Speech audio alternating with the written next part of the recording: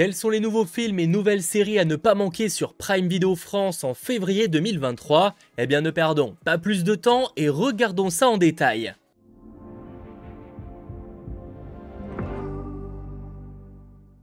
Commençons cette vidéo par une petite mise à jour par rapport au film Venom Let There Be Carnage qui avait été annoncé pour sortir en janvier 2023, mais comme vous l'aurez remarqué, il n'est toujours pas disponible. En effet, Prime Video a annoncé qu'en fait il était reporté et sortirait finalement en mars 2023, donc on en reparlera en temps voulu. Qui est par contre bien prévu pour sortir ce 1er février, on a l'intégrale de Retour vers le futur, grand classique du cinéma, une trilogie réalisée par Robert Zemeckis.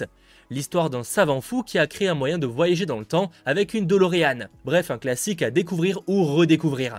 Autre intégrale qui sera ajoutée sur le service, on a les films d'action Jason Bourne avec Matt Damon dans le rôle principal. A voir si ça comprend aussi le spin-off avec Jeremy Renner, pour le coup ça n'a pas été évoqué. Et tant qu'on est sur les collections qui débarquent, on aura une collection Momoche et Méchant, film d'animation de Illumination, comprenant dans ce cas les 2 premiers opus et Les Mignons 1.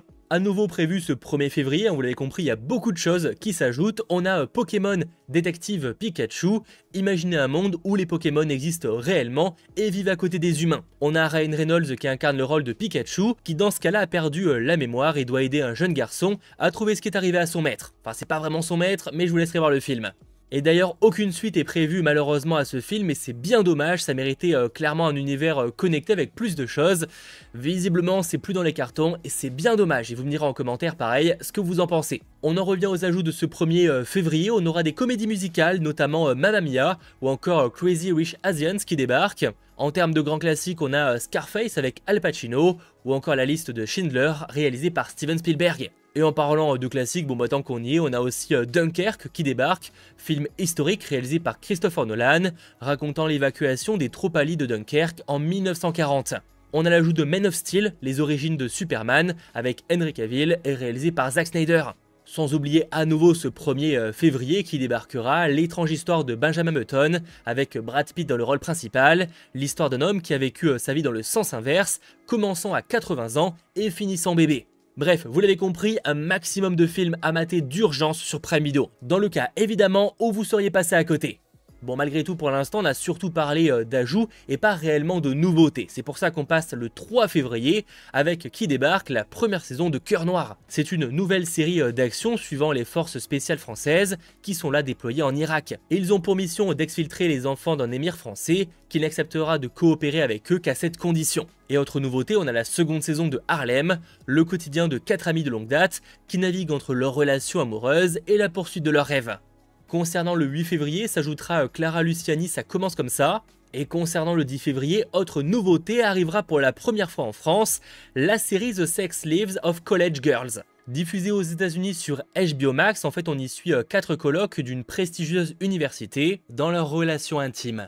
En parlant d'amour, autre nouveauté de ce 10 février sera proposée sur Prime Video Somebody I Used to Know, comédie romantique réalisée par Dave Franco avec Alice Brie en tête d'affiche. Alors qu'elle est de passage dans sa ville natale, une femme se souvient de sa jeunesse, de son petit ami, et une rencontre va remettre en question tous les choix qu'elle a pu faire depuis. Ça nous permet d'arriver le 12 février avec qui s'ajoute Sonic le film, le premier opus, célèbre hérisson bleu de Sega, qui dans ce cas-là était envoyé dans le monde des humains et tente de se faire discret. Mais il va commencer à en avoir un petit peu marre et s'attirer les foudres du docteur Robotnik, grand méchant incarné là par Jim Carrey. Le lendemain, le 13 février, sera ajoutée la 3e saison de l'animé Demon Slayer. Et pour ce qui est du 17 février, là aussi de réelles nouveautés, débarquera la 3e saison de Star Trek Picard, saison finale avec Patrick Stewart reprenant le rôle mythique de Picard.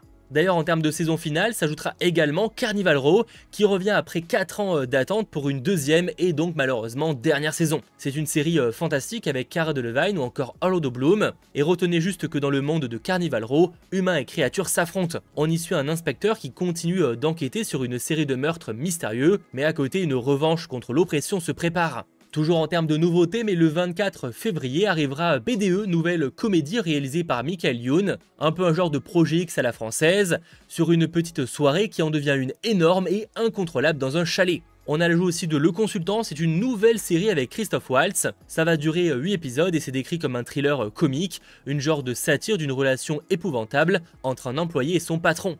Et pour réellement terminer le mois, qui sera assez calme il faut l'avouer, on a qui débarque le 29 février, le film Candyman, celui sorti en 2021 et réalisé par Nia DaCosta, qui va d'ailleurs se charger très bientôt du film qui va débarquer dans les salles, The Marvels. Au casting, on a Yahya Abdul-Mateen II et c'est un genre de remake au film d'horreur du même nom. Candyman étant un être, une légende qu'on peut invoquer en prononçant son nom 5 fois. Yahya Abdul-Mateen II incarne un artiste qui va bizarrement se passionner pour cette histoire.